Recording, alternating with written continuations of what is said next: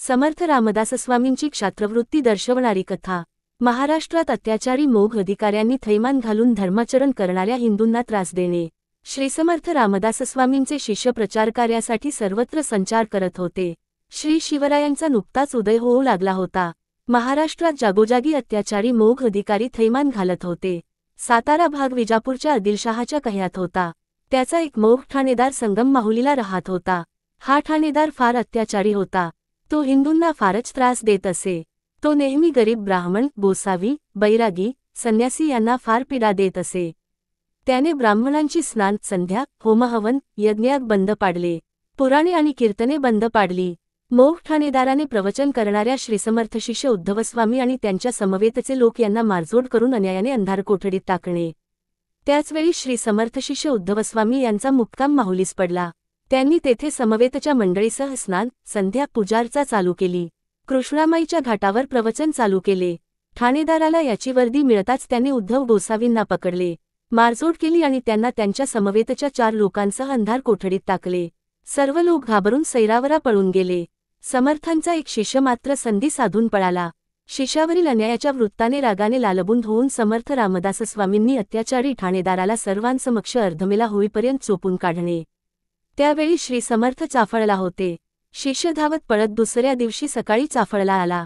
त्याने घडलेला सर्व वृत्तांत समर्थांना निवेदन केला। समर्थ रागाने लालबुंद झाले। त्यांचे डोळे आग ओकू लागले। त्यांनी कल्याणस्वामींकडून एक वेताची झणझणीत छडी मागून घेतली। ते आसनावरून ताडकन उठून चालू लागले। त्यावेळी त्यांना अडवणार कोण? समर्थ न खाता पिता चालले होते। सूर्यास्ताला 1 घंटा अवधी असताना ते माहुलीला पोहोचले। ते थेट ठाणेदाराच्या वाड्यात शिरले। ठाणेदार हुक्का ओढीत बसला होता। समर्थांनी एका झेपेत ठाणेदाराला मानगूट धरून खेचले आणि हातातील छडीने त्याला अर्धमेला होईपर्यंत जोडपावयास आरंभ केला। समर्थांनी त्याला भर रस्त्यावर आणले। छडीचे तडाखे चालूच होते। ठाणेदाराच्या किंचाळ्यांनी वातावरण भरून गेले। ठाणेदाराचे सेवक तोंडात बोटे घालून उभे होते। समर्थांची उग्र नरसिंह मूर्ती पाहून सारे भयभीत होते।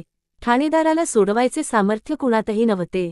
श्रीसमर्थांचा दांडगा प्रभाव पडलेल्या ठाणेदाराने पाय धरून त्यांची क्षमा मागणे आणि कुराणावर हात ठेवून यापुढे कुणाचाही छळ करणार नाही वा अन्यायाने बाटवणार नाही अशी शपथ घेणे। ठाणेदाराच्या अंगातून रक्ताच्या चिळकांड्या उडत होत्या। तो गयावया करून समर्थांच्या पाया पडला। अंधार कोठडीतील कैद्यांना प्रथम बाहेर काढ, अशी श्री समर्थांनी गर्जना केली। ठाणेदाराने आपल्या चाकरांना आदेश दिला।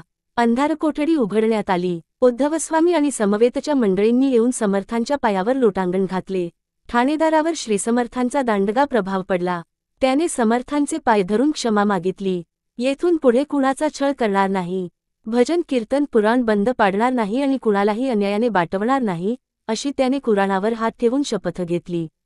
कनवाळू समर्थांनी ठाणेदारास क्षमा करून त्याच्या मारावर औषधोपचारही करणे। इतके झाल्यावर श्रीसमर्थ रामदास स्वामींनी दयार्द्र अंतःकरणाने त्या ठाणेदारास क्षमा तर केलीच, पण त्याव्यतिरिक्त त्याला दिलेल्या मारावर त्यांनी स्वतः झाडपाल्याचे औषध लावून मलमपट्टीही केली। श्री समर्थ सर्व दिवस उपाशी आहेत हे कळताच गावातील लोकांनी समर्थ आणि उद्धवस्वामी यांच्या तसेच अन्य सर्व मंडळींच्या भोजनाची व्यवस्था केली। समर्थांनी सर्वांशी समत्वाने वागावे या विषयावर तेथे प्रवचन करणे। त्या रात्री श्रीसमर्थांनी माहुलीच्या घाटावर सर्व प्राणीमात्र भगवंताची लेकरे आहेत, सर्वांशी समत्वाने वागावे या सूत्रावर निरनिराळे दृष्टांत आणि उदाहरणे देऊन सुश्राव्य प्रवचन केले। माहुलीची जनता तृप्त झाली। मित्रांनो, संत केवळ देवतांच्या तारकरूपाचीच नव्हे तर वेळप्रसंगी आवश्यकतेनुसार मारक रूपाचीही साधना कशी करतात याचेच हे उदाहरण आहे। जुलूम आणि अत्याचार होत असताना कनवाळू संतही त्याचा प्रतिकार करतात, बघ्याची भूमिका घेत नाहीत। हा बोध घेऊन आपणही जागृत होऊन वेद मार्गाने अत्याचाराला प्रतिकार करायला हवा। देवाशी एकरूप होण्यासाठी भक्ताला त्याच्या तारक आणि मारक दोन्ही रूपांची उपासना करणे आवश्यक असते। काळानुसार तर आता क्षात्रधर्म साधनेचे महत्त्व अधिकच आहे।